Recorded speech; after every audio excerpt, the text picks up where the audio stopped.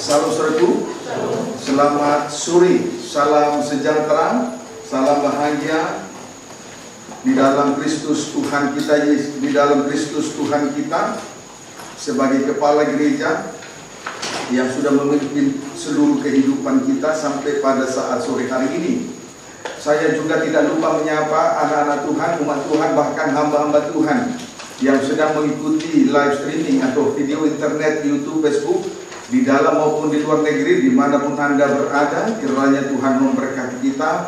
Dengan segala kerendahan hati kita memohon kepada Tuhan lewat doa supaya kiranya Tuhan membukakan rahasia firman-Nya, memulihkan setiap kehidupan kita sehingga kita punya kekuatan, punya kuasa dan kekuatan untuk mengatasi segala persoalan, teramat lebih Tuhan pada saat aniaya antikris dengan segala kebenciannya, juga nabi-nabi palsu dengan kelicikan mereka, kita boleh atasi oleh kuasa rahasia firman Allah yang akan kita terima. Segera kita kembali memperhatikan firman penggembalaan untuk ibadah raya minggu dari Wahyu pasal yang ke-10 ayat 1 sampai dengan ayat yang ke-3. Silakan. Demikian firman Tuhan. Ya. Kitab terbuka. Ya. Dan aku melihat seorang malaikat lain yang kuat turun dari sorga, berselubungkan awan, dan pelangi ada di atas kepalanya, dan mukanya sama seperti matahari, dan kakinya bagaikan tiang api. Dalam tangannya, ia memegang sebuah gulungan kitab kecil yang terbuka. Ia menginjakkan kaki kanannya di atas laut. Menginjak kaki kanannya di atas laut, dan kaki kirinya di atas bumi. Terus? Dan ia berseru dengan suara nyaring, sama seperti singa yang mengaum. Dan sesudah ia berseru, ketujuh guru itu memperdengarkan suara. Puji Tuhan. Ada 7 perkara hasil dari 7 kali percikan darah yang dialami oleh Tuhan Yesus Kristus. 1. Berselubungkan awan. 2. Pelangi ada di atas kepalanya. 3. Mukanya sama seperti matahari. 4. Kakinya bagaikan tiang api. 5. Ia memegang sebuah gulungan kitab kecil yang terbuka. 6. Ia menginjakkan kaki kanannya di atas laut dan kaki kirinya di atas bumi. Yang ke-7, ia berseru dengan suara nyaring sama seperti singa yang mengaum. Sekarang marilah kita memperhatikan perkara yang ke-6. Ia menginjakkan kaki kanannya di atas laut dan kaki kirinya di atas bumi. Sekarang kita akan memperhatikan perkara yang ke-6 sesudah kita melewati perkara yang pertama, kedua, ketiga, keempat, kelima dalam 2 sesi pada minggu lalu dan lusa. Sekarang kita memperhatikan perkara yang ke-6, yaitu ia menginjakkan kaki kanannya di atas laut dan kaki kirinya di atas bumi. Puji Tuhan. Suatu gambaran yang luar biasa yang harus dan terus mempengaruhi kehidupan kita masing-masing. Perhatikan perkara yang ke-6. Ia menginjakkan kaki kanannya di atas laut dan kaki kirinya di atas bumi. Suatu gambaran yang luar biasa yang harus dan terus mempengaruhi kehidupan kita masing-masing. Sebab dengan kuasa penuh kaki kanannya menginjakkan laut, sedangkan kaki kirinya menginjakkan bumi. Hal ini terkait dengan kitab yang terbuka. Kalau kita perhatikan ayat yang kedua. Amin, saudaraku. Peristiwa ini tidak terlepas dengan ayat, tidak terlepas dari perkara yang kelima. Kalau kita perhatikan pada ayat yang kedua, coba baca kembali ayat yang kedua. Dalam tangannya ia memegang sebuah gulungan kitab kecil yang terbuka. Dalam tangannya ia memegang sebuah gulungan kitab kecil yang terbuka. Ini perkara yang kelima. Ia memegang sebuah gulungan kitab kecil yang terbuka. Kemudian perkara yang keenam, ia menginjakkan kaki kanannya di atas laut dan kaki kirinya di atas bumi. Puji Tuhan. Jadi saudaraku, perkara yang keenam ini, saudaraku, itu terkait dengan perkara yang kelima. Kalau kita perhatikan ayat yang kedua. Dalam ayat yang kedua, ia memegang sebuah gulungan kitab kecil yang terbuka. Itu perkara yang kelima. Sesudah itu, ia menginjakkan perkara yang keenam, yaitu ia menginjakkan kaki kanannya di atas laut dan kaki kirinya di atas bumi. Suatu gambaran yang luar biasa. Amin, saudaraku. Puji Tuhan. Kiranya hal ini mempengaruhi kehidupan kita masing-masing. Maka izinkanlah firman ini untuk kita terima di dalam hati dengan segala kerendahan hati dan lemah lembut. Amin, saudaraku. Sehingga perkara ini betul-betul mempengaruhi setiap kehidupan kita yang hadir pada saat sore hari ini. Saudaraku, dalam tangannya ia memegang sebuah gulungan kitab yang terbuka. Tadi perkara 6 tidak terlepas dari perkara yang kelima. Itu terkait dengan perkara yang kelima, yaitu dalam tangannya ia memegang sebuah gulungan kitab yang terbuka. 2 Korintus 3 ayat 14. 2 Korintus 3 ayat 14, baca. 2 Korintus 3 ayat 14, baca. Demikian firman Tuhan. Ya. Tetapi pikiran mereka telah menjadi tumpul. Ya. Sebab sampai pada hari ini selubung itu masih tetap menyelubungi mereka. Ya. Jika mereka membaca perjanjian lama itu tanpa disingkapkan. Perhatikan bagian D, ayat 14 bagian D terus. Karena hanya Kristus saja yang dapat menyingkapkannya. Karena hanya Kristus saja yang dapat menyingkapkannya. Karena hanya Kristus saja yang dapat menyingkapkannya. Tidak ada seorang pun yang dianggap layak membuka gulungan kitab dan ketujuh materainya, baik yang di surga, yang di bumi, yang di bawah bumi, sesuai dengan Wahyu pasal 5 ayat 2 sampai dengan ayat yang ketiga. Amin, saudaraku. Ibrani pasal 1 ayat 2 sampai 3. Ibrani 1 ayat 2 sampai 3. Demikianlah firman Tuhan. Ya. Maka pada zaman akhir ini, ia telah berbicara kepada kita dengan perantaraan anaknya, yang telah dia tetapkan sebagai yang berhak menerima segala yang di ada. akhir zaman ini Yesus berbicara kepada kita. Allah berbicara dengan perantaraan anaknya yang tunggal, Tuhan Yesus Kristus. Terus oleh dia Allah alam semesta. Allah menjadikan alam semesta. Firman itu menjadikan alam semesta, yang tidak ada menjadi ada. Perhatikan ayat yang ketiga secara khusus. Ia adalah cahaya kemuliaan Allah. Ia adalah cahaya kemuliaan Allah dan gambar wujud Allah. Gambar wujud Allah Dan nopang segala yang ada dengan firman-Nya yang penuh kekuasaan. Terima kasih. Puji Tuhan. Perhatikan kalimat pada ayat yang ketiga. Ia adalah cahaya kemuliaan Allah. Ia adalah cahaya kemuliaan Allah. Kalimat ini adalah cerminan dari penyingkapan rahasia firman. Sebab jika rahasia firman tersingkap, maka segala rahasia yang terkandung di dalam hati akan tersingkap. Atau segala yang terselubung akan tersingkap. Berarti dosa dibongkar dengan tuntas, sehingga seseorang tampil apa adanya. Maksudnya luar dan dalam sama, tidak ada lagi yang ditutup-tutupi. Dengan kata lain, memancarkan cahaya kemuliaan Allah. Amin, saudaraku. Jadi kalimat ia adalah cahaya kemuliaan Allah, cerminan dari penyingkapan rahasia firman. Sebab jikalau terjadi penyingkapan rahasia firman, segala rahasia yang terkandung di dalam hati akan tersingkap. Segala yang terselubung di dalam hati akan tersingkap. Berarti dosa dibongkar dengan tuntas. Sehingga oleh karenanya kehidupan seseorang tampil apa adanya, luar dalam sama. Maksud berarti dengan demikian memancarkan cahaya kemuliaan Allah. Tidak ada lagi yang ditutupi. Tidak ada lagi ditutupi. Kalau ditutupi redup, tidak memancarkan cahaya kemuliaan Allah. Amin, saudaraku. Memancarkan cahaya kemuliaan Allah. Kemudian kata menopang pada ayat yang ketiga. Kata menopang pada ayat yang ketiga menunjukkan bahwa kitab yang terbuka atau penyingkapan rahasia firman Tuhan memiliki kuasa yang luar biasa, termasuk menjadikan alam semesta pada ayat yang kedua. Termasuk menjadikan alam semesta, langit, bumi dan segala isinya dijadikan oleh pembukaan rahasia firman Allah. Jadi segala sesuatu yang ada ini itu ditopang, bahkan dijadikan oleh pembukaan rahasia firman Allah. Amin, saudaraku. Puji Tuhan. Berarti tidak ada, berarti yang tidak ada menjadi ada. Sebab bagi Tuhan tidak ada yang mustahil. Puji Tuhan.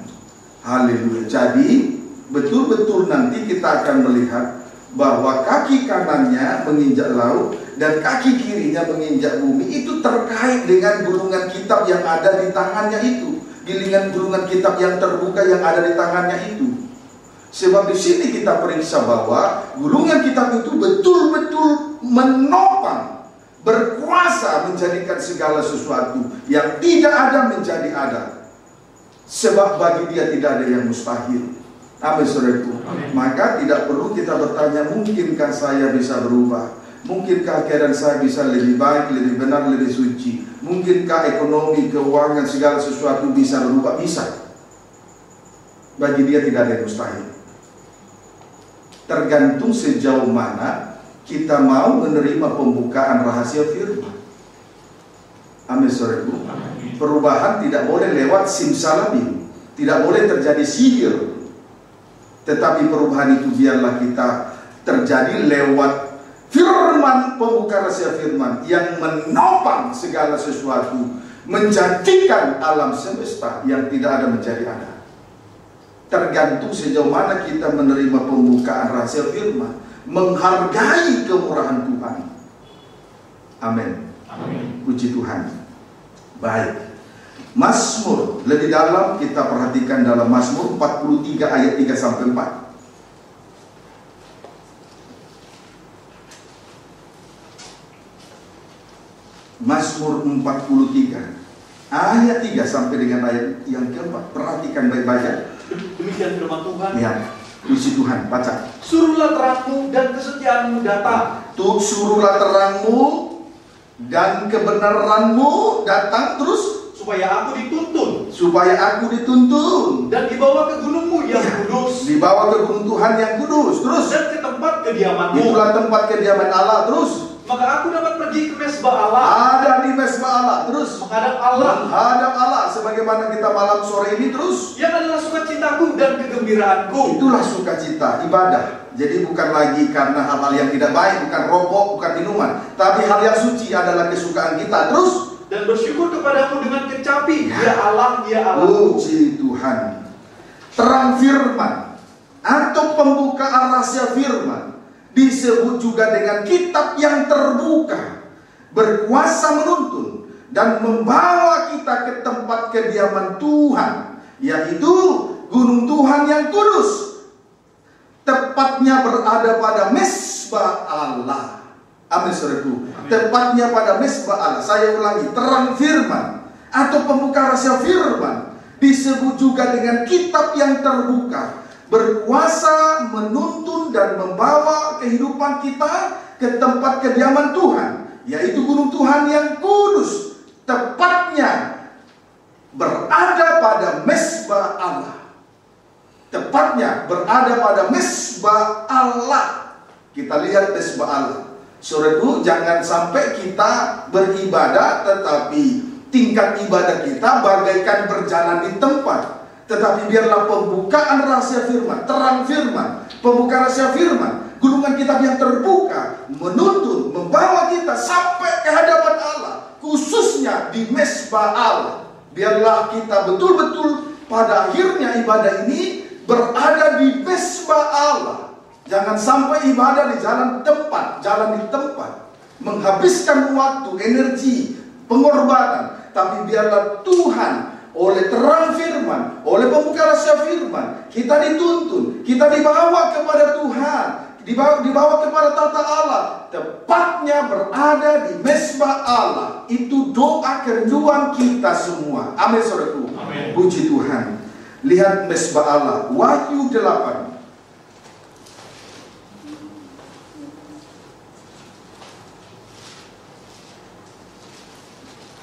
Wahyu 8 ayat 3 sampai dengan ayat yang keempat. Demikian firman Tuhan. Ya. Mentera yang ketujuh. Puji Tuhan. Baca. Maka datanglah seorang malaikat lain. Ya. Dan dia pergi berdiri dekat mesbah dengan sebuah pedupa emas. Mesbah dupa emas. Terus. Dan kepadanya diberikan banyak kemenyan. Di dalamnya ada kemenyan. Terus. Untuk dipersembahkannya bersama-sama dengan doa semua orang kudus. Ya. Di atas mesbah emas di hadapan tahta itu. Di hadapan tahta Allah. khususnya mesbah dupa emas. Itulah tata Allah. Terus maka naiklah asap kemenyan bersama-sama dengan doa orang-orang kudus itu. naiklah asap kemenyan, doa orang kudus. Terus Dari tangan malaikat itu ke hadapan puji Allah. Tuhan. Mesbah dupa emas menunjuk doa penyembahan yang benar dari orang-orang kudus. Mesbah dupa emas menunjuk doa penyembahan yang benar dari orang-orang kudus. Amin, saudaraku. Sejenak kita perhatikan mesbah dupa emas. Coba tampilkan tabernakel. Ini mesbah dupa. Ada mesbah, di atasnya dupa emas dengan membakar kemenyan. Puji Tuhan. Mesbah dupa emas menunjuk doa penyembahan yang benar dari orang-orang kudus. Saudaraku, hidup di dalam doa penyembahan yang benar bagaikan asap dupa kemenyan yang naik di hadirat Tuhan. Itu doa penyembahan yang benar dari orang-orang kudus. Bagaikan asap dupa kemenyan yang naik di hadirat Tuhan. Berarti terlepas dari daya tarik bumi. Segala sesuatu, segala benda kalau dilemparkan ke atas akan jatuh ke bawah. Kecuali satu perkara, asap dupa kemenyan. Itulah doa penyembahan yang naik di hadirat Tuhan. Inilah doa penyembahan yang benar dari orang-orang kudus. Menyembah tetapi masih menyembah kehidupan anak Tuhan. Imam, anak Tuhan, hamba-hamba Tuhan. Menyembah mungkin, tetapi tidak terlepas dari daya tarik bumi. Itu bukan penyembahan yang benar. Penyembahan yang benar dari orang-orang kudus bagaikan asap dupa kemenyan yang naik di hadirat Tuhan, terlepas dari daya tarik bumi. Kehidupannya tidak ada lagi pengaruh-pengaruh hal-hal yang tak suci. Kehidupannya tidak lagi dipengaruhi oleh daya tarik bumi, perkara di bawah, perkara lahiriah, apapun wujudnya. Ini doa penyembahan yang benar dari orang-orang kudus, dari hamba-hamba Tuhan, dari imam, umat Tuhan dalam penyembahannya kepada Tuhan. Puji Tuhan. Haleluya. Puji Tuhan. Baik. Haleluya. Selanjutnya mari kita perhatikan hal yang senada. Selanjutnya mari kita perhatikan hal yang senada dengan Mazmur 43 ayat 3 sampai 4.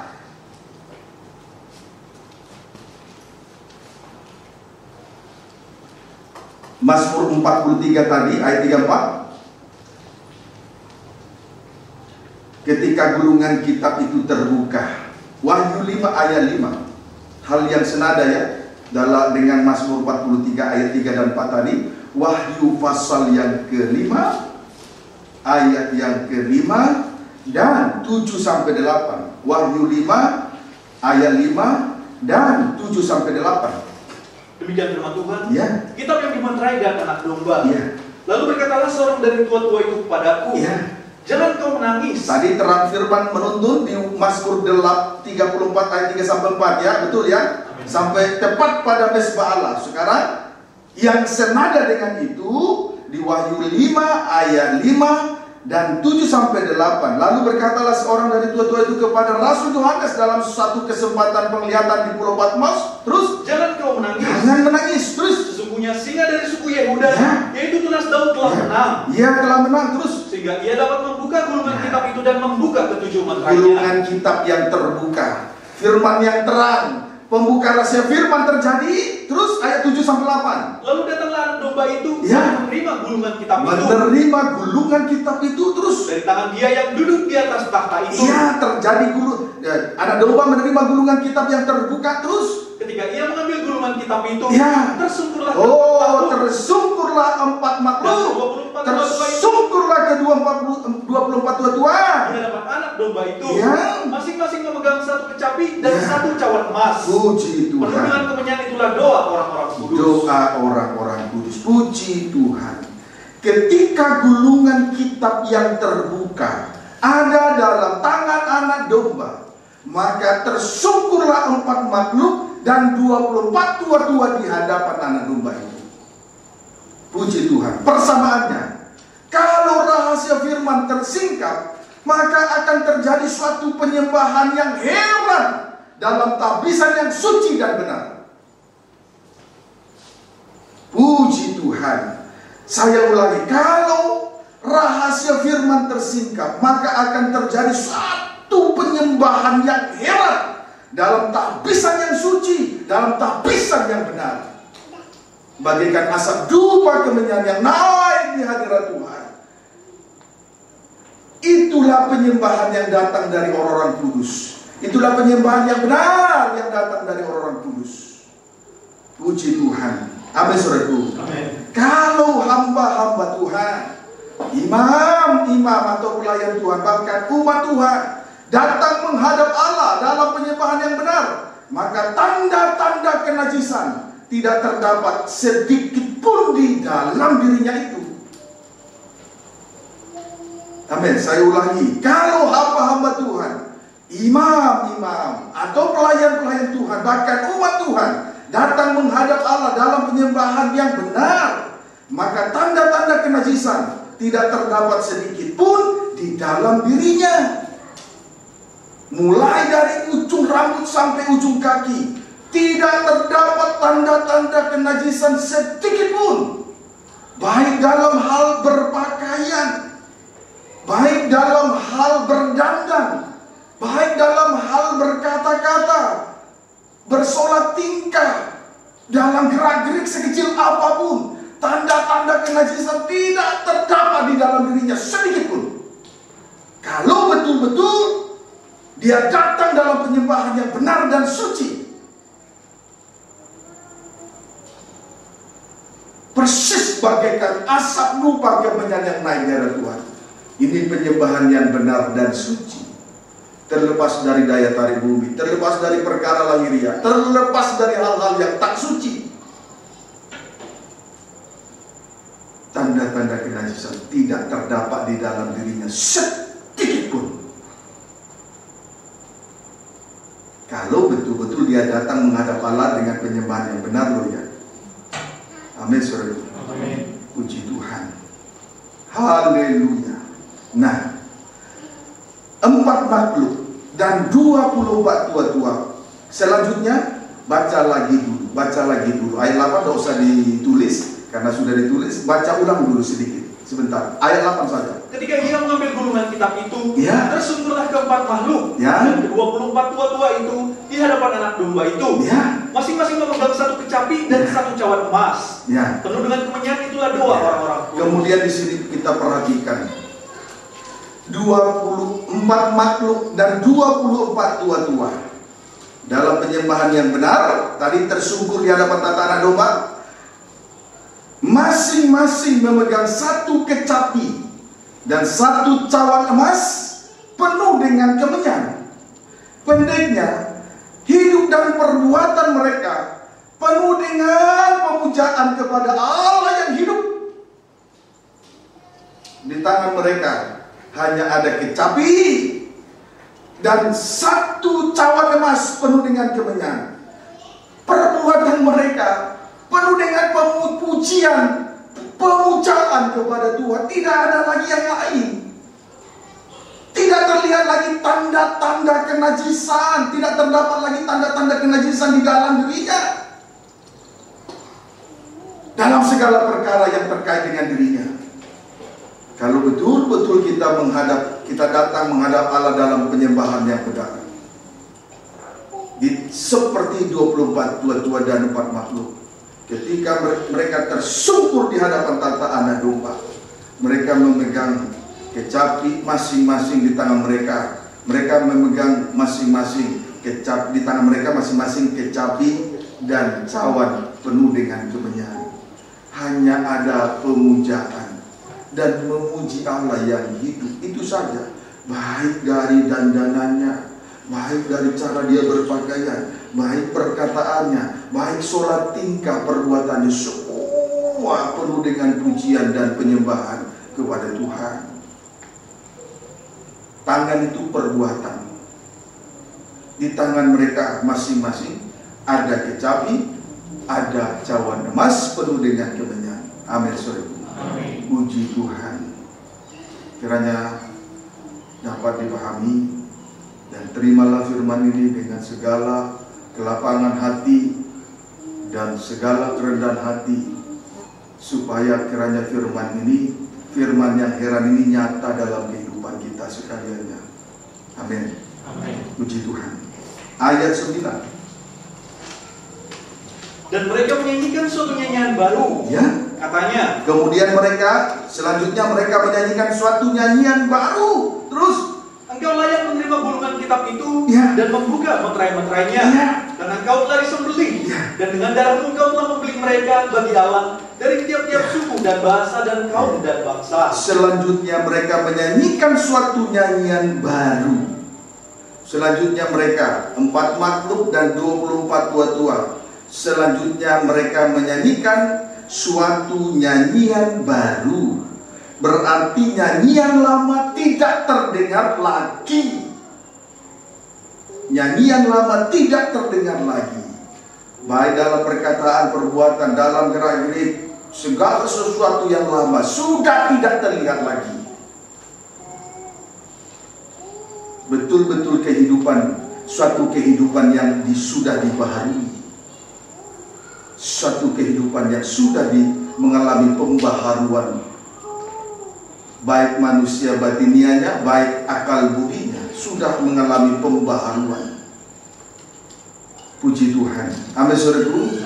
Yang sore ini kita dengan iman yang teguh, kita datang menghadap tata Allah.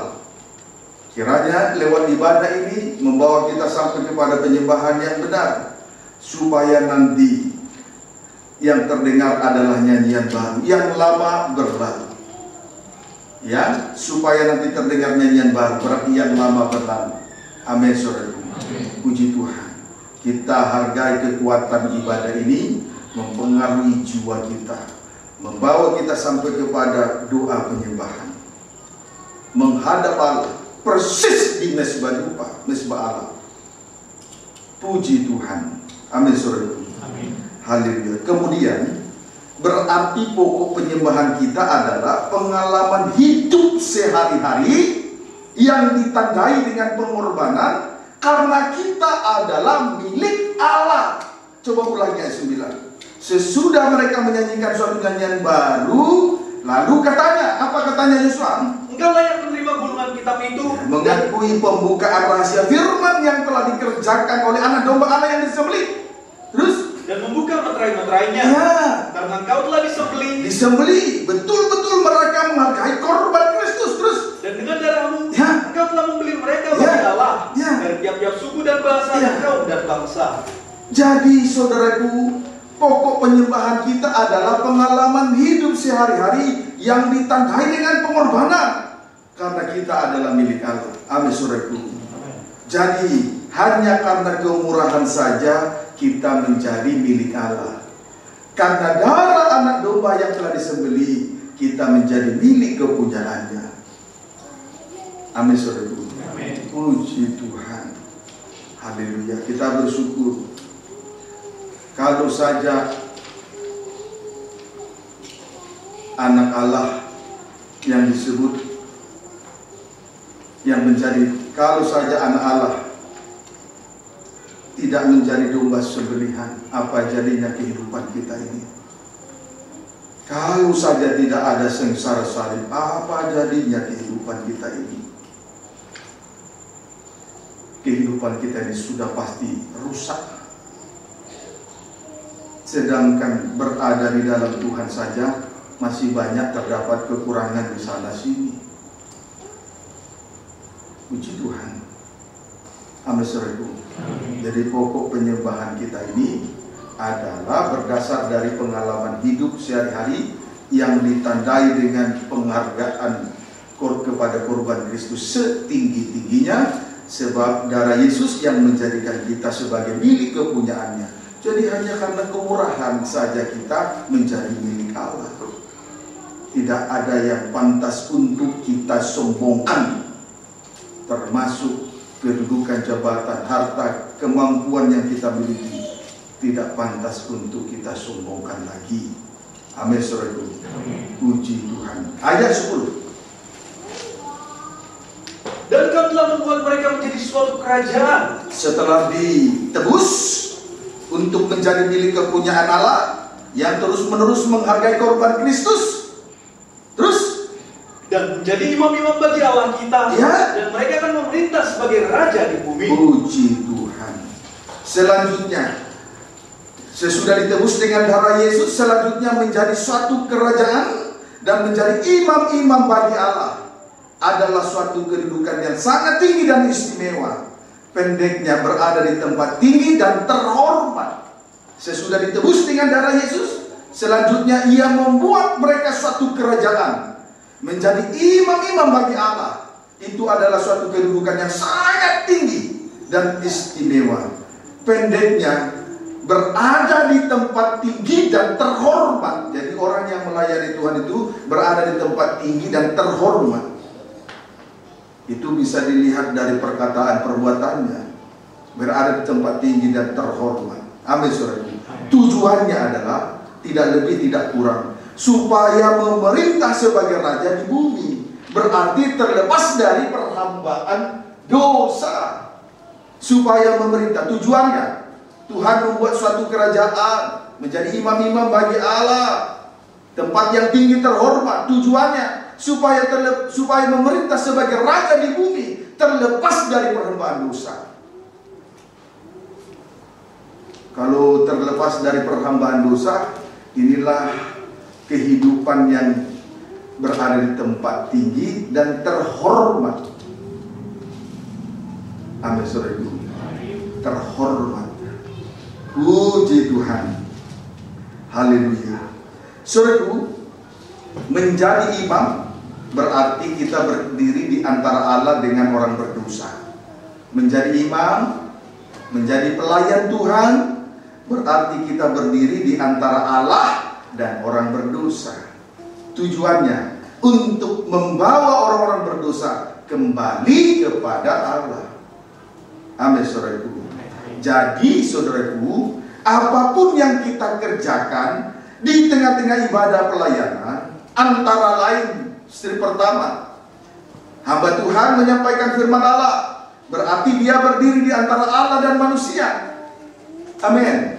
Istri yang kedua, melayani Tuhan dengan musik, singer, dan pekerjaan Tuhan lainnya, berarti ia sedang berdiri di antara Allah dan orang-orang berdosa. Tujuannya untuk membawa mereka kembali kepada Allah. Jadi kita melayani Tuhan sama artinya berdiri antara Allah dengan manusia orang berdosa, untuk membawa mereka kembali kepada Allah. Jadi bukan menimbulkan dosa kepada orang lain, tidak mempengaruhi orang lain dalam hal berbuat dosa, tetapi kita melayani Tuhan, berdiri di antara Allah dan manusia orang berdosa, untuk membawa mereka kembali kepada Tuhan.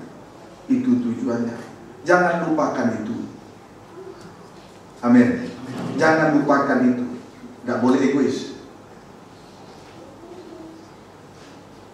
Puji Tuhan. Kiranya dapat dipahami dengan berdosa, dengan baik. Ayat 11-12. Maka aku melihat dan mendengar suara banyak malaikat sekeliling tahta. Ya. Makhluk-makhluk dan tua-tua itu, Ya. jumlah mereka berlaksa-laksa dan beribu-ribu laksa. Ya. Katanya dengan suara nyaring, Ya. anak domba yang disembelih itu Ya. layak untuk menerima kuasa. Apa? Setelah mereka berada di mezbah Allah, hidup dalam doa, mereka menghadap Allah dalam penyembahan yang benar, dalam tabisan yang benar, tabisan yang suci. Selanjutnya mereka berkata dengan nyaring, anak domba yang disembelih itu layak menerima kuasa, terus, dan kekayaan, terus, dan hikmat, ya, dan kekuatan, ya, dan hormat, dan kemuliaan, dan puji-pujian. Puji Tuhan. Segala sesuatu diberikan kepada anak domba Allah, yaitu suatu penyembahan dan pujian seperti pada ayat 8 tadi. 4 makhluk dan 24 tua-tua masing-masing memegang satu kecapi dan 1 cawan emas penuh kemenyan. Puji Tuhan.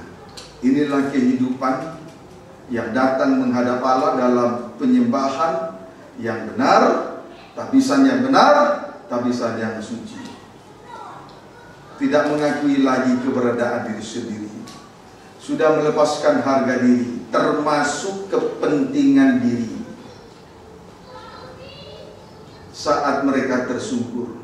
Mereka mengakui, mereka memberikan segala kuasa, segala hormat, segala kuasa, kekuatan, kemuliaan hanya bagi Dia. Dari sekarang sampai selama-lamanya, sampai Tuhan datang pada kalian kedua.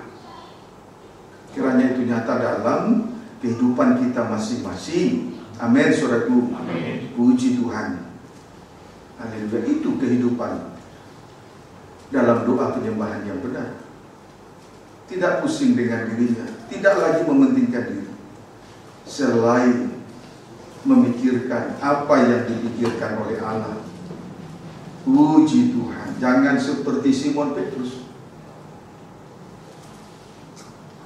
Dengan jelas Yesus memberitahukan rencana Allah kepada manusia berdosa, yaitu penyelamatan terhadap manusia berdosa.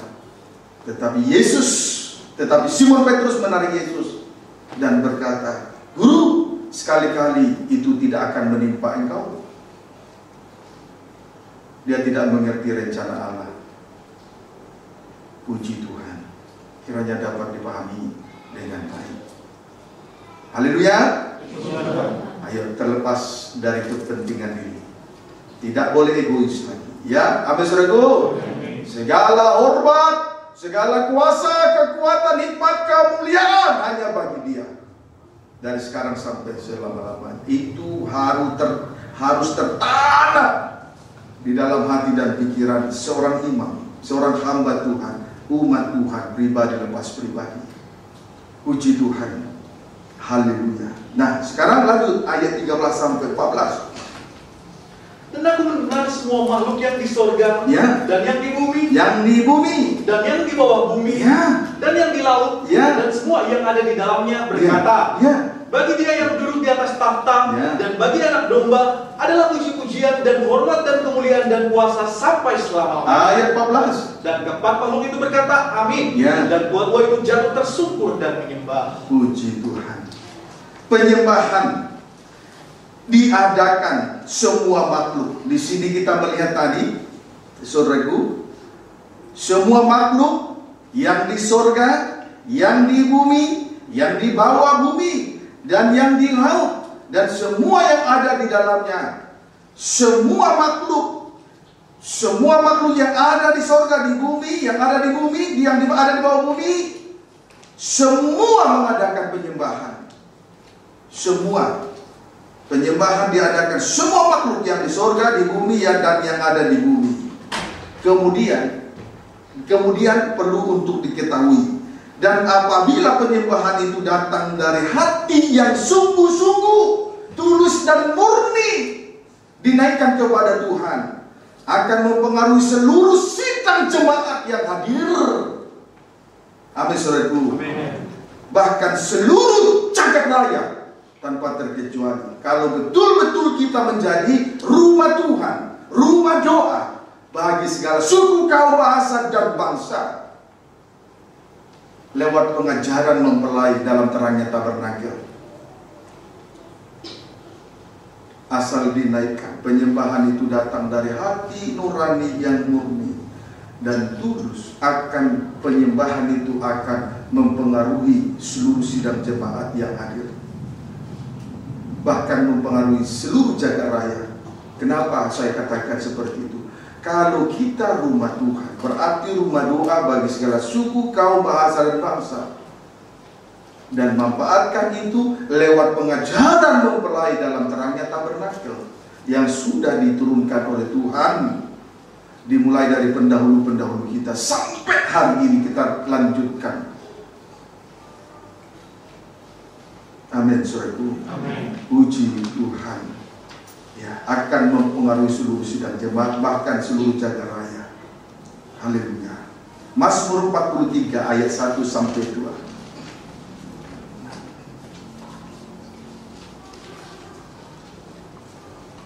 Sekarang kita lihat keuntungan besar ketika berada pada mezbah Allah. Keuntungan besar terjadi ketika berada pada mezbah Allah. Mazmur, kita lihat keuntungan yang besar. kalau posisi gereja Tuhan berada tepat pada mezbah Allah. Mazmur 43 ayat 1 sampai dengan ayat 2, baca. Demikian firman Tuhan. Iya. Berilah keadilan kepadaku ya Allah. Oh, haleluya. Terus, dan perjuangkanlah perkaraku terhadap kaum yang tidak saleh. amin. Terus, luputkanlah aku dari orang penipu dan orang curang. luput dari penipu, luput dari orang curang. Terus, sebab Engkaulah Allah tempat pengungsianku. Pengungsian itu mezbah Allah, tempat kediaman Allah tadi, ayat 3-4. Terus, mengapa engkau membuang aku? iya. Mengapa aku harus hidup berkabung Iya. di bawah impitan musuh? Impitan musuh, penipu, orang curang. Terus, suruhlah terangmu dan kesetiaanmu datang, ya, supaya aku dituntun dan dibawa ke gunungmu yang kudus, ya, dan ke tempat kediamanmu. terima kasih. Oleh atau lewat doa penyembahan yang heran tadi, kehidupan sidang jemaat diluputkan, kehidupan dari gereja Tuhan diluputkan, dan berada di tempat kediaman Allah, tempat kita mengungsi, pengungsian dari gereja Tuhan. Jadi mezbah Allah, doa penyembahan adalah tempat pengungsian. Itu cara Tuhan meluputkan kita, membebaskan kita dari impitan orang penipu, dari impitan orang curang. Amin, saudaraku. Amin. Puji Tuhan. Haleluya. Pendeknya, lewat doa penyembahan kita luput dari orang curang dan penipu. Puji Tuhan. Saudaraku, hari-hari ini betul-betul hari-hari terakhir. Tandanya terlalu banyak penipuan dan terlalu kecurangan itu juga sudah semakin merajalela di mana-mana. Jasmani, lahir maupun batin itu berlaku. Baik. Siapakah penipu dan orang curang? Siapakah yang dimaksud dengan penipu dan orang curang tersebut? Baik. Sekarang kita akan perhatikan tentang penipu. Tentang penipu menunjuk antikris. Penipu menunjuk antikris. Wahyu 13. Kita akan buktikan penipu menunjuk antikris. Kita buktikan dalam Wahyu pasal 13 ayat 1. Demikian firman Tuhan. Ya. Binatang yang keluar dari dalam laut. Ya. Lalu aku melihat seekor binatang keluar dari dalam laut. Seekor binatang keluar dari dalam laut, terus bertanduk 10 dan berkepala 7. dan berkepala 7. Di atas tanduk-tanduknya terdapat 10 mahkota. Ya. Dan pada kepalanya tertulis nama-nama hujat. Puji Tuhan. Binatang yang keluar dari dalam laut menunjuk kepada antikris. Wahyu 13 ayat 1, di sini terlihat seekor binatang yang keluar dari dalam laut. Itu menunjuk kepada antikris. Kemudian binatang itu, adapun binatang itu bertanduk 10 dan berkepala 7. Ya, bertanduk 10 dan berkepala 7. Kemudian di atas tanduk-tanduknya terdapat 10 mahkota. Tetapi pada kepalanya tertulis nama-nama hujat. Jadi betul-betul ini suatu tipuan yang begitu dahsyat. Ini bukan tipuan biasa, saudaraku. Ini tipuan yang begitu hebat. Bayangkan ya, seekor binatang keluar dari dalam laut menunjuk antikris. Kemudian binatang itu bertanduk 10 dan berkepala 7. Lalu di atas tanduk-tanduknya terdapat 10 mahkota. 3 perkara ini suatu tampilan yang menampilkan keberadaan dari antikris itu sungguh luar biasa. Tetapi pada perkara yang keempat, di atas tanduk-tanduknya terdapat 10 mahkota. Itu perkara ketiga. Tetapi pada kepalanya tertulis nama-nama hujat. Siapa yang di dalam kepala ada pikiran? Siapa yang tahu kalau di dalam pikirannya ada nama-nama hujat? Nama-nama hujat. Menghujat Allah, siapa yang tahu dalam pemikiran? Itu kan suatu tipuan. Jadi betul-betul antikris ini penipu. Surgu bertanduk 10. Tanduk itu kekuatan. Kalau berbicara tentang 10, itu hukum Allah, itu kebenaran. Kemudian berkepala 7, berarti menjadi pemimpin yang sempurna. Karena kepala pemimpin 7 sempurna. Itu bagian kedua. Lalu di atas tanduk-tanduknya terdapat 10 mahkota. Itu tanda kemenangan yang telah diperoleh. Seolah-olah berkemenangan terhadap dosa. Untuk 3 perkara ini tampilannya sungguh mengagumkan. Tampilannya sungguh mengagumkan. Membuat orang terheran-heran. Tapi pada perkara yang keempat, pada kepalanya tertulis nama-nama hujat. Di dalam kepala berisi pikiran, yaitu nama hujat. Ini suatu tipuan yang luar biasa. Kalau begini cara penipuan, tidak ada orang yang tahu kecuali hikmat Tuhan, saudaraku. Kalau begini cara penipuan, tidak ada yang tahu kecuali hikmat surgawi. Amin, saudaraku. Haleluya. Rasul Paulus dengan tegas dan jelas, lugas dia menyampaikan, baik terhadap orang Yahudi maupun kepada orang Yunani, bahwa salib Kristus adalah hikmat. Salib Kristus yang disampaikan adalah kekuatan Allah. Jadi jangan tolak pengajaran salib. Kalau salib ditegakkan di tengah ibadah, bersyukur. Jangan senang dininabobokan hamba-hamba Tuhan dengan cerita-cerita dongeng-dongeng lucu-lucu.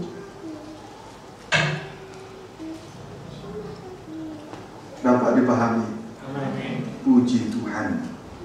Baik, itu baru ayat 1. Baru ayat 1. Kalau tidak mengerti pengajar salib, sudah terkecoh. Itu baru ayat 1 tentang antikris. Ayat 2. Binatang yang kulihat itu serupa dengan macan tutul. Oh. Terus? Dan kakinya seperti kaki beruang, dan mulutnya seperti mulut singa.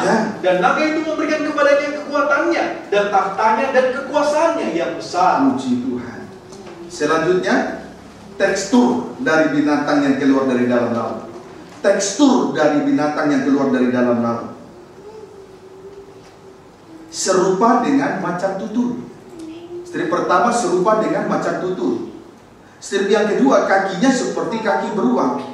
Strip yang keempat, mulutnya seperti mulut singa. Jadi digabungkan dengan 3 jenis binatang. Ini kan juga sesuatu yang aneh. Kalau binatang, kalau binatang dengan sebutan satu binatang, maka kita akan mengetahui, oh dia teksturnya seperti ini, seperti itu, dan lain sebagainya. Tetapi binatang yang keluar dari dalam laut ini seregu gabungan dari 3 jenis binatang. Sungguh luar biasa. Sungguh luar biasa. Tapi harus seperti itu supaya penipuan terwujud. Supaya penipuan terwujud. Sebab itu kehidupan kita yang digambarkan seperti domba di tengah serigala itu harus cerdik tapi tulus. Kalau hanya cerdik tidak tulus, kita tidak sanggup menghadapi serigala atau binatang yang buas. Amin, saudaraku. Di sini kita melihat binatang yang keluar dari dalam laut itu gabungan dari 3 jenis binatang. Puji Tuhan, sungguh luar biasa. Haleluya. Kemudian perhatikan. Dan naga memberikan kepadanya kekuatannya, tahtanya, dan kekuasaannya yang besar. Puji Tuhan. Haleluya. Ayat 3. Jadi kekuatannya, tahtanya, dan kekuasaannya yang besar itu bukan datang dari surga, tapi datang dari naga, gambaran dari setan. Ayat 3. Maka tampaklah kepadaku satu dari kepala-kepalanya, seperti kena luka yang membahayakan hidupnya. Satu dari kepala-kepalanya seperti kena luka yang membahayakan hidup. Bahaya. Terus, tetapi luka yang membahayakan hidupnya itu sembuh. Seluruh dunia heran lalu mengikut binatang itu. Puji Tuhan. Kemudian di sini kita perhatikan, satu dari kepala-kepalanya kena luka yang membahayakan hidupnya. Ada luka yang membahayakan hidupnya pada satu dari antara kepalanya, membahayakan hidupnya. Tetapi luka yang membahayakan hidupnya itu sembuh. Mukjizat terjadi. Oleh karena mukjizat yang luar biasa ini, seluruh dunia heran, seluruh dunia dipengaruhi, seantero dunia dipengaruhi, lalu mengikuti binatang itu. Ini suatu tipuan yang luar biasa. Mengadakan mukjizat, salib tidak ditegakkan. Tipuan yang luar biasa. Saya luruskan kembali. Mukjizat dalam ibadah, tetapi salib tidak ditegakkan. Tipuan yang sangat licik dari seorang antikris. Supaya sidang jemaat, para pemirsa dimanapun Anda berada, perhatikan firman Tuhan sungguh-sungguh. Kalau saudara betul-betul sayang terhadap nyawa saudara,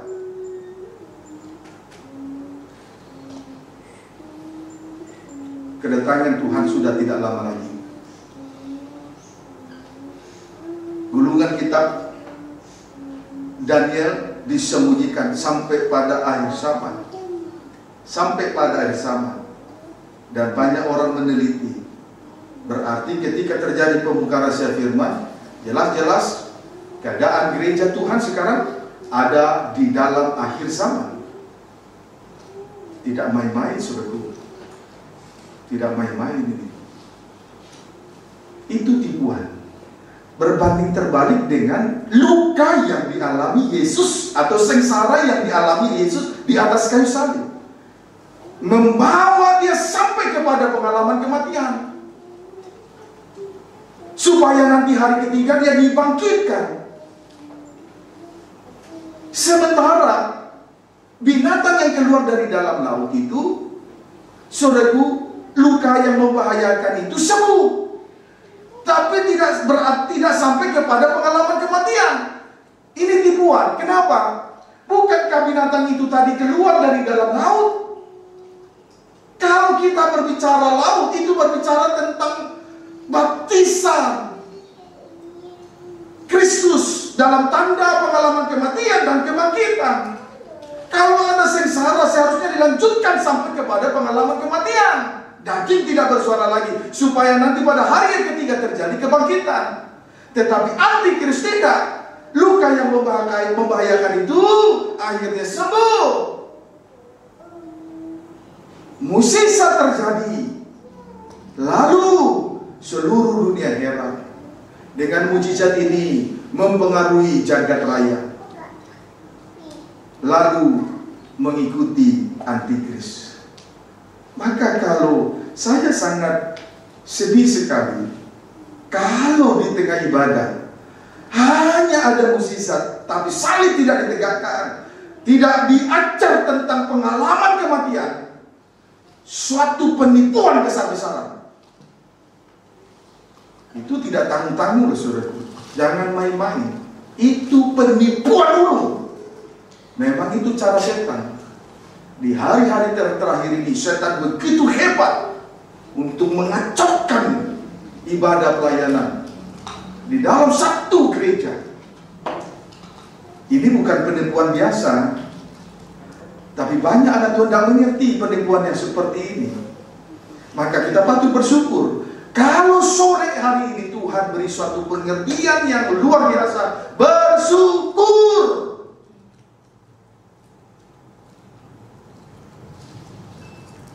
Amin, saudaraku. Puji Tuhan. Kemudian perhatikan ayat yang keempat. Dan mereka menyembah naga itu karena ia memberikan kekuasaan kepada binatang itu. Ya, terus. Dan mereka menyembah binatang itu sambil berkata, siapakah yang sama seperti binatang ini? Dan siapakah yang dapat berperang melawan dia? Puji Tuhan. Perhatikan mereka. Mereka yang masuk dalam tipuan, perangkap setan. Mereka yang masuk dalam perangkap setan, tertipu oleh si penipu. Pada akhirnya mereka menyembah naga dan juga menyembah binatang yang keluar dari dalam laut. Jadi bukan lagi menyembah Allah yang hidup. Oh, haleluya. Jadi mereka yang terperangkap dengan perangkap setan, mereka yang tertipu oleh si penipu, akhirnya menyembah naga dan menyembah binatang yang keluar dari dalam laut. Bukan lagi menyembah Allah yang hidup. Maka di hari-hari ini, saudaraku, persis seperti kehidupan daripada perempuan Samaria sebelum bertemu dengan Yesus, yang dibesar-besarkan soal timba, lalu membesarkan Yakub dan mengecilkan Tuhan Yesus, membesarkan sumur, membesarkan yang lahiriah, membesarkan timba, alat untuk menimba air dari sumur. Itulah hamba-hamba Tuhan. Apa hamba Tuhan itu sudah terkenal? Apa hamba Tuhan itu sudah punya nama? Apa hamba Tuhan itu sudah masuk TV? Apakah gereja hamba Tuhan itu mewah? Itu sekarang yang dibesar-besarkan. Itu sebabnya gereja sekarang ini sudah menyembah, nanti lama-lama menyembah binatang yang keluar dari dalam laut, menyembah kepada hamba-hamba Tuhan itu. Puji Tuhan. Haleluya. Padahal hamba Tuhan itu hanya berkanjang kepada pengetahuan, tidak berpegang kepada pengajaran salib. Kolose pasal yang ke-3.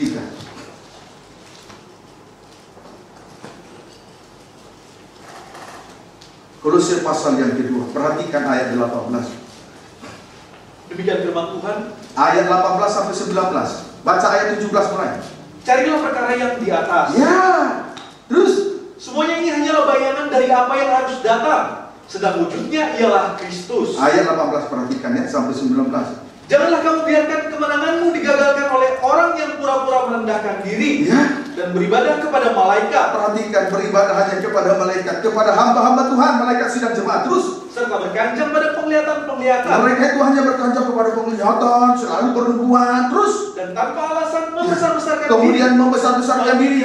Pikirannya yang duniawi, lahiriah, perkara lahiriah saja yang dibesarkan. Terus Sedang ia tidak berpegang teguh kepada kepala, iya, dari mana seluruh tubuh yang ditunjang dan diikat menjadi satu oleh urat-urat dan sendi-sendi menerima pertumbuhan ilahinya.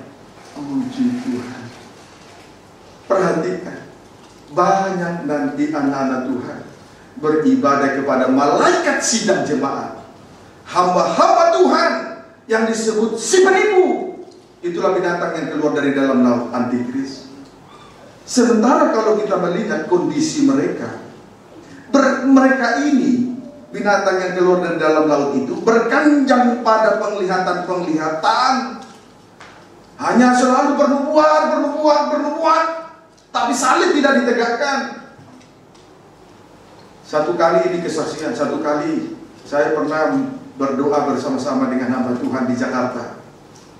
Sesudah menyembah, lalu setiap hamba Tuhan berdoa, menaikkan doa permohonannya. Kebanyakan mereka selalu berkanjang pada penglihatan-penglihatan di dalam doa itu. Mereka selalu bernubuat dan bernubuat. Dan isi nubuatan itu selalu isi pokoknya, engkau kepala bukan ekor, naik bukan turun. Saya ketawa dengar penglihatan dan nubuatan semacam itu.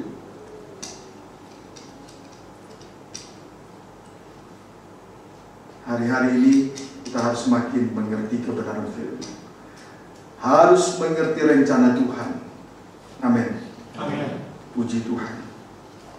Ayo, jangan egois lagi ya. Puji Tuhan. Haleluya. Haleluya. Kemudian tidak berhenti sampai di situ. Tanpa alasan membesar-besarkan diri oleh pikiran yang duniawi. Dari mana kita mengerti perbedaan antara roh Allah dengan roh antikris? Kalau hamba Tuhan itu mengakui bahwa Yesus datang sebagai manusia yang sudah menyelesaikan pekerjaannya di atas kayu salib, itu roh Allah. Tetapi kalau hamba Tuhan itu hanya berbicara tentang dunia dan isinya, itu roh antikris. Sesuai dengan suratan 1 Yohanes 4 ayat 1 sampai dengan ayat 6. Amin, saudaraku.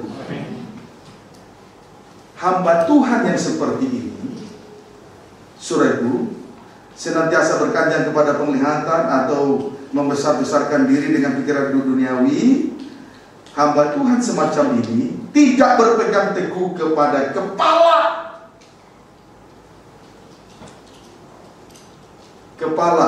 Tidak berpegang teguh kepada kepala. Kepala yang menentukan seluruh tubuh ditunjang dan diikat menjadi satu oleh urat-urat dan sendi-sendi, menerima pertumbuhan ilahiynya. Tidak berpegang teguh kepada Kristus sebagai kepala yang menyelamatkan tubuh.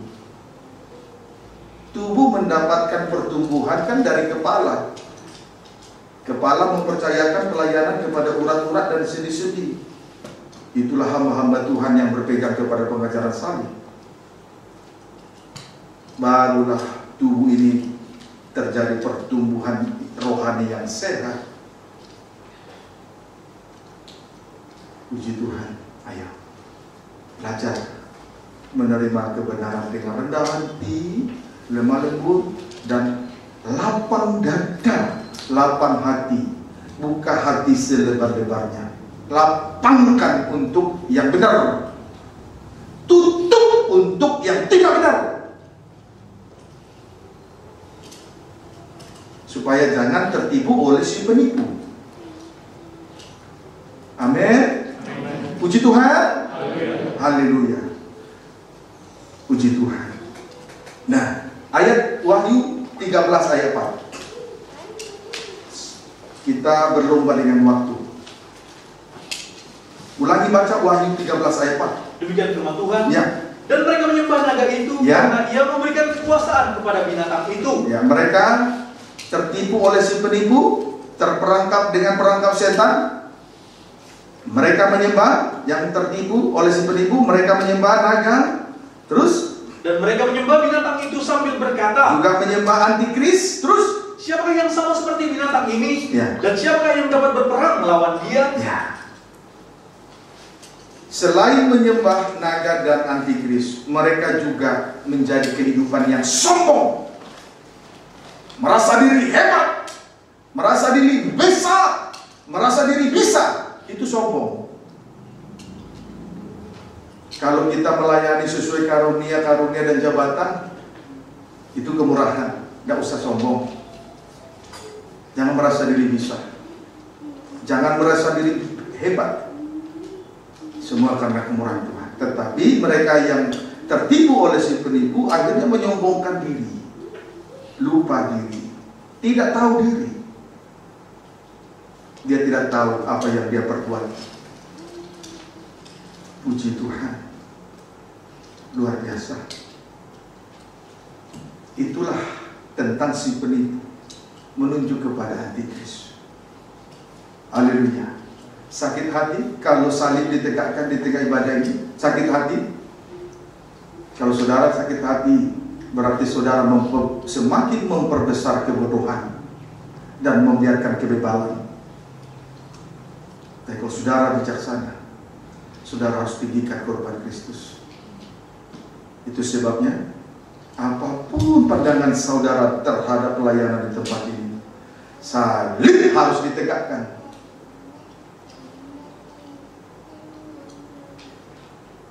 Amin, saudaraku. Sebab saya sadar hanya salib yang bisa meluputkan saya dari si penipu, dan saya diasingkan, diusingkan di tempat kediamannya, tempat yang kudus. Tepatnya berada pada mesbah Allah. Amin, saudaraku. Puji Tuhan. Sekarang tentang curang, tentang orang curang. Kita akan memperhatikan tentang orang yang curang, menunjuk nabi-nabi palsu. Orang yang curang itu menunjuk nabi-nabi palsu. Wahyu 13 ayat 11. Binatang yang keluar dari dalam bumi. Ya. Dan aku melihat seekor binatang lain keluar dari dalam bumi, Ya. bertanduk dua sama seperti anak domba, dan ia berbicara seperti seekor naga. Seekor binatang yang keluar, seekor binatang lain. Tadi binatang pertama itu keluar dari dalam laut, itu antikris. Lalu kemudian seekor binatang lain, binatang yang kedua keluar dari dalam bumi. Itu menunjuk kepada nabi-nabi palsu. Menunjuk kepada nabi-nabi palsu. Kita akan melihat bahwa nabi-nabi palsu ini betul-betul curang. Dimulai dari, lihat teksturnya, bertanduk dua sama seperti anak domba. Dan ia berbicara, kalau berbicara seperti seekor naga. Ular, kalau ular mulutnya satu, tapi lidahnya bercabang dua, sehingga terjadi dusta dan kecurangan. Amin, saudara. Seperti anak domba, bertanduk dua, tapi kalau berbicara seperti seekor naga, mulutnya satu, tapi lidahnya bercabang, penuh dengan tipu muslihat, dusta, dan itulah yang disebut kecurangan. Tidak ada orang yang curang tidak berdusta. Semua orang curang pasti berdusta. Sudah salah, tidak mengakui salah, pasti dia berdusta. Itu orang curang. Hati-hati. Yang bekerja, tempat pekerjaan, jangan curang, supaya lidah jangan bercabang. Jangan ada tipu muslihat, jangan ada dusta. Kalau salah, katakan saya salah, maafkan saya. Kalau benar, apapun resikonya, katakan ini yang benar. Terima keputusan. Orang yang mendua hati tidak mendapat apa-apa. Maka setan sampai kapanpun, dan termasuk orang curang, itulah nabi-nabi palsu, tidak masuk surga. Karena lidahnya bercabang. Mendua hati tidak dapat apa-apa. Kalau ikut Tuhan, ikutlah Tuhan. Kalau ikut dunia, ikut dunia. Nanti dapat dari dunia. Kalau ikut dunia, ikut Tuhan, dapat dari Tuhan. Tapi konsekuensi di akhirnya, itu yang harus kita pikirkan mulai dari sekarang. Belajar dewasa, bijaksana. Jangan berpikir sempit, pendek. Amin, saudaraku. Puji Tuhan. Jangan bersungguh-sungguh. Jangan suka panas hati, ngomel. Sudah salah, ya salah saja. Kita yang harus memperbaiki diri. Amin, saudaraku. Puji Tuhan. Baik. Sekarang kita lihat. Tadi bertanduk dua, tapi kalau berbicara seperti seekor naga. Matius pasal 7.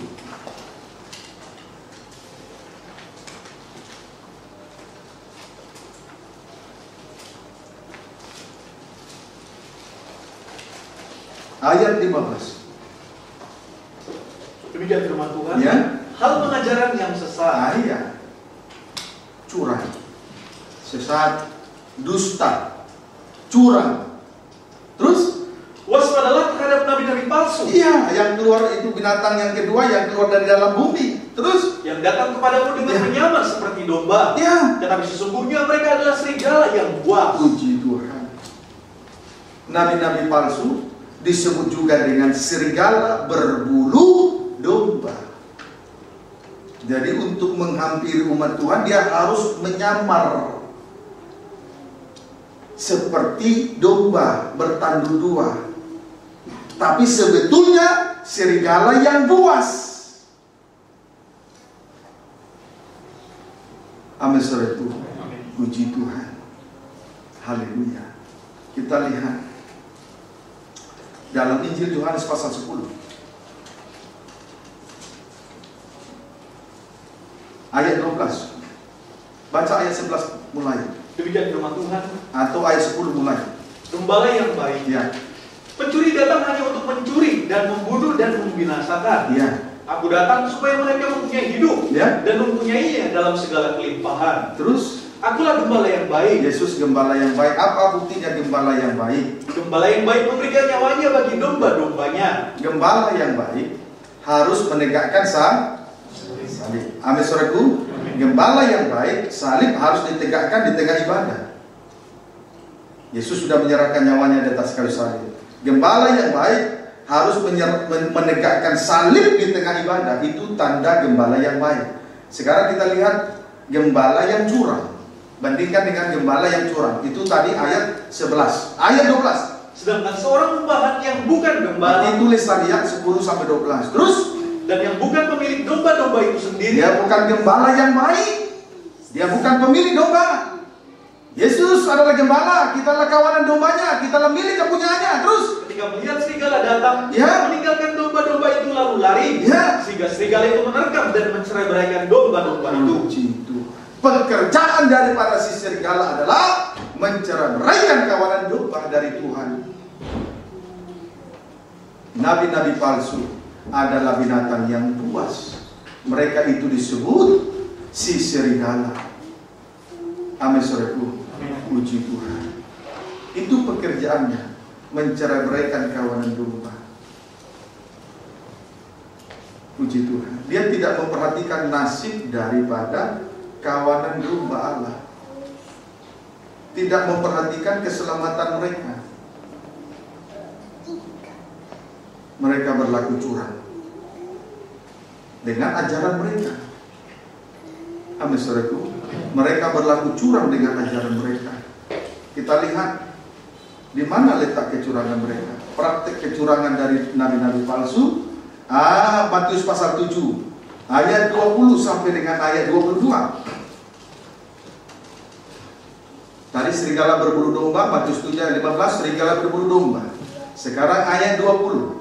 Demikian firman Tuhan. Jadi dari buahnya lah kamu akan mengenal mereka. Untuk mengenal serigala berbulu domba, kita mengenal dia dari buahnya. Buah pelayanan mereka. Untuk mengenal serigala berbulu domba, nabi-nabi palsu mengenal dari buah pelayanan mereka. Adapun buah pelayanan mereka, buah pelayanan mereka 21 sampai 22.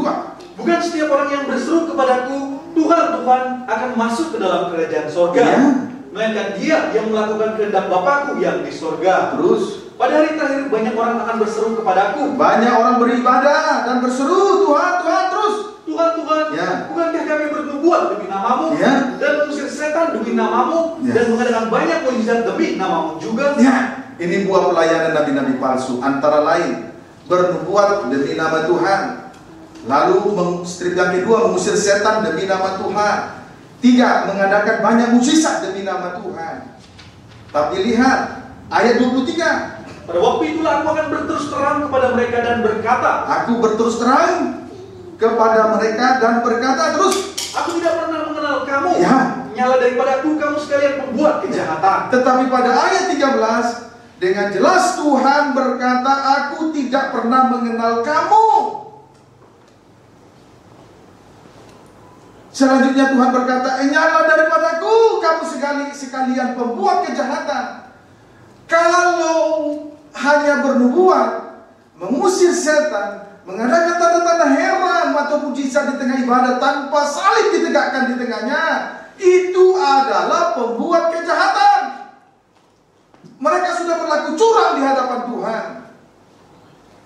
Tuhan tidak mengenal, karena mereka adalah pembuat kejahatan. Itu sebabnya, bukan berarti kalau kita menyebut Tuhan, Tuhan, Tuhan, dan mengadakan 3 perkara ajaib, lalu itu yang menentukan untuk masuk surga. Tidak. Tetapi yang menentukan untuk masuk dalam kerajaan surga adalah ayat 21, kembali baca. Bukan setiap orang yang berseru kepada Tuhan, Tuhan akan masuk ke dalam kerajaan surga, melainkan dia yang melakukan kehendak Bapa-Ku yang melainkan dia yang melakukan kehendak Bapa di surga. Puji Tuhan. Dapat dipahami saudaraku? Tetapi dia yang melakukan kehendak Allah Bapa di surga. Yesus telah meminum cawan Allah. Sehingga selanjutnya Yesus berkata, jadilah kehendak-Mu. Cawan Allah artinya Yesus harus menanggung penderitaan di atas kayu salib. Dengan demikian kehendak Allah terlaksana. Kalau salib tidak ditegakkan di tengah ibadah dan pelayanan ini, kehendak Allah tidak akan pernah terlaksana. Tidak akan terwujud rencana penyelamatan terhadap manusia yang berdosa. Puji Tuhan. Dapat dipahami dengan amin saudaraku. Jadi kecurangan mereka adalah menyampaikan firman tetapi ditambahkan dan dikurangkan. Amin saudaraku. Ditambahkan dan dikurangkan. Itu kecurangan mereka. Tidak jujur untuk memberitakan salib di tengah ibadah dan pelayanan. Jadi kesimpulannya, kecurangan mereka adalah menambahkan dan mengurangkan firman Allah. Sama artinya tidak jujur dalam pelayanan kepada Tuhan. Curang mereka. Firman yang ditambahkan, menyampaikan 2-3 ayat, lalu ditambahkan cerita-cerita isapan jempol, dongeng nenek tua, tahayul-tahayul, filsafat-filsafat pojok, ditambah dengan melucu-melucu. Itu firman ditambahkan. Firman yang dikurangkan, pengajaran salib diganti dengan 2 hal. Satu, teologi kemakmuran. Artinya orang Kristen tidak boleh miskin, harus kaya. Kemudian yang kedua, diganti dengan tanda-tanda heran ataupun mukjizat-mukjizat seperti yang dilakukan oleh serigala berbulu domba dalam Injil Matius pasal 7 ayat 21 sampai 22 tadi. Hanya bernubuat, hanya mengusir setan, hanya mengadakan tanda dan heran.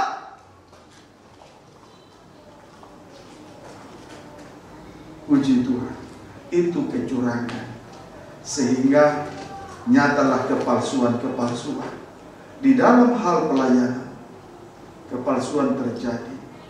Karena lidahnya sudah bercabang, berlaku curang di hadapan Tuhan.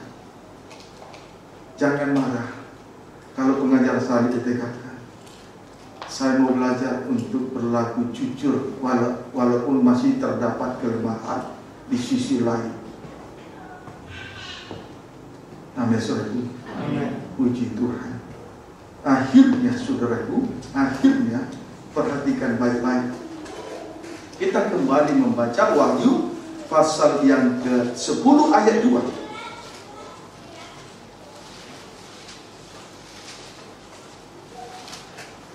Supaya nanti kita boleh merasakan kesukaan dari surga oleh pengertian yang turun dari surga. Wahyu yang turun dari surga di tengah ibadah pelayanan ini memberi suatu kesukaan besar, seperti di waktu panen. Wahyu 10 ayat 2. Demikian firman Tuhan. Ya. Dalam tangannya ia memegang sebuah gulungan kitab kecil yang terbuka. Pembuka rahasia firman, cahaya Injil tentang kemuliaan Kristus. Amin. Amin. Puji Tuhan, salib ditegakkan. Kemudian ia menginjakkan kaki kanannya di atas laut. Oh, berkuasa atas antikris, si penipu. Terus, dan kaki kirinya di atas bumi. Berkuasa atas bumi, orang yang curang, nabi-nabi palsu. Puji Tuhan. Haleluya. Tuhan Yesus baik. Amin. Tuhan tak berlaku curang kepada kita. Tuhan tak menipu kita. Amin. Tuhan Yesus baik kepada kita sekaliannya. Tuhan baik.